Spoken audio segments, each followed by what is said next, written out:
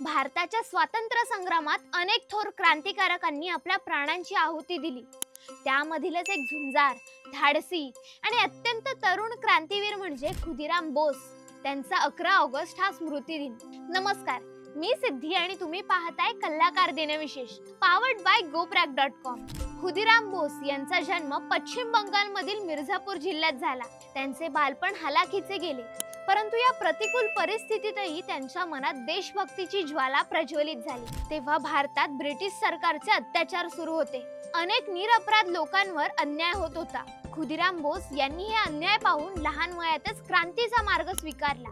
ते फक्त 15 वर्षाचे असतानाच त्यांनी ब्रिटिशांविरोधात जनजागृती करणारी पत्रके वाटणे, सभा घेणे आणि युवकांना स्वातंत्र्य लढ्यात सामील करून घेणे सुरू केले। त्यांनी प्रसिद्ध क्रांतिकारक अरविंद घोष आणि बारेन घोष यांच्या मार्गदर्शनाखाली काम सुरू केले।